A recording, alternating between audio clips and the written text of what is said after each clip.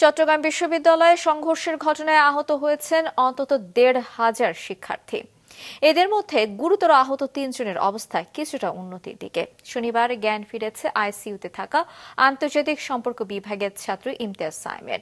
সঞ্জীব দেব বাবুর ক্যামেরায় মোহসেনাত শিহাবের রিপোর্ট।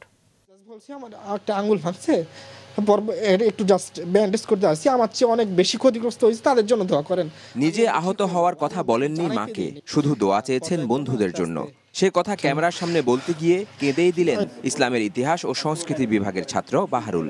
গত রবিবার চট্টগ্রাম বিশ্ববিদ্যালয়ে সংঘর্ষের দিন বন্ধুকে উদ্ধার করতে গিয়ে আহত হন তিনি।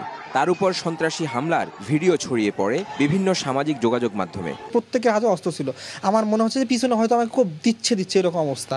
আশেপাশ থেকে প্রচুর দিকে আমাকে কুবাইতে থাকলো, পিঠিতে, মাথায়। আমি মাথায় এভাবে যখন সেভ করার চেষ্টা করলাম, আমার আঙ্গুলের লেগে আমার আঙ্গুল ভেঙে গেল, মাথায় ফেটে গেছে।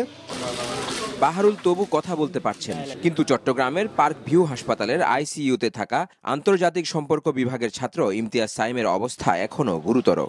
যারা এই ঘটনাগুলা ঘটাইছে এরা যাতে দৃষ্টান্তমূলক শাস্তি হয় এবং শাস্তিটা যাতে কার্যক্রম হয়। আমি দোয়া চাই আমার ছেলের যাতে আগের সাইম হয়ে ওর ব্রেনটা নিয়ে ভালোভাবে সবার কাছে যাইতে পারে। আমার সাইম খুব অবিডিয়ান, 4 বছর কোনো কিছুর সাথে জড়িত না।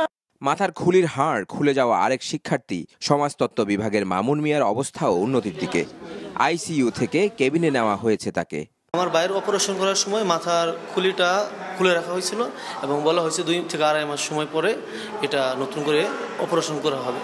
আমি কর্তৃপক্ষের কাছে দাবি জানাচ্ছি যেন আমার বাইরে যে এই সময়টা তারা যেন দায়িত্ব নিয়ে কাজটা করে, এটা আমার দাবি।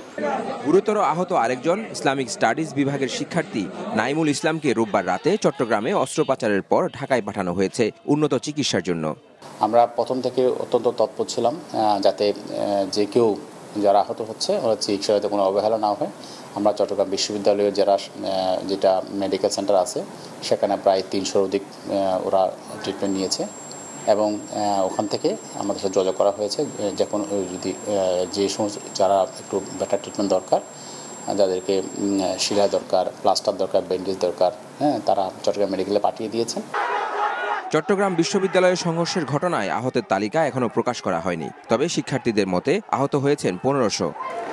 মোহসেনাত শিহাব, মাছরাঙা সংবাদ, চট্টগ্রাম।